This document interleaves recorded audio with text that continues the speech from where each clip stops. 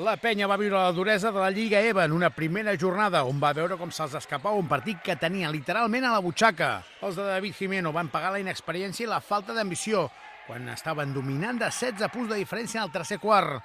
El Castelldefels, amb dos vells coneguts de Badalona com els germans Manyés, van anar retallant gràcies a l'encert en el triple i es va entrar en un final igualat. A l'últim segon, una penetració de Marc Manyés va forçar la pròrroga. En el temps extra, un triple de Duane. A 4 segons semblava que sentenciava, però una altra vegada Marc Manyés, amb una penetració fins a la cuina, va anotar la cistella de victòria que va enfonsar un Joventut que es va aturar després de fer una primera mitja hora de partit excel·lent. Hem pensat amb les idees bastant clares a davant i a darrere, tot i que ells ens seguien fent mal en situacions que teníem treballades de scouting, de situacions de poste baix, de jugadors que sabien que tenien molt d'ofici i ens portarien en aquestes situacions properes a l'adro, i nosaltres durant el partit crec que hem estat 30 minuts llegint no aquestes situacions, però sí el nostre ritme de joc i defensant en bones posicions, però a partir del minut 33 ens hem parat, hem començat a buscar excuses fora del nostre treball.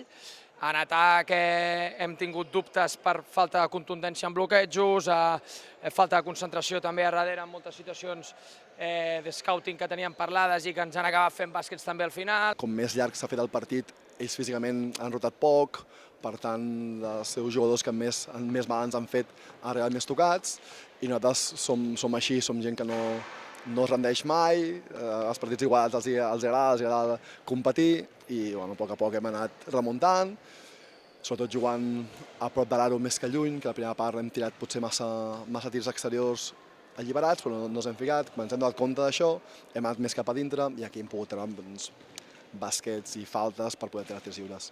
Per part del Joventut, Duane, amb 24 punts, 4 triples i 8 rebots, va ser el referent, mentre Arnau Peiró va estar a un nivell excel·lent amb 20 punts. Conrad Martínez i Rubén Prey van acabar amb 13. Amb una preocupant falta d'ambició amb els joves que som. És a dir, jo crec que som un equip jove i un equip jove ha de tenir molta ambició. O sigui, si acaben els partits i els altres equips que són més veteranos, amb més experiència, acaben vibrant més que nosaltres, doncs llavors tenim un problema a nivell de caràcter, no?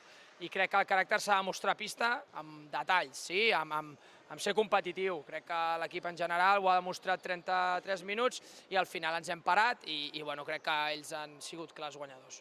El pròxim partit de l'equip de David Jimeno serà diumenge contra el Bàsquet Girona B a les 4 de la tarda al Palau Olímpic. Els gironins venen de guanyar el primer partit de la temporada contra la Mozara.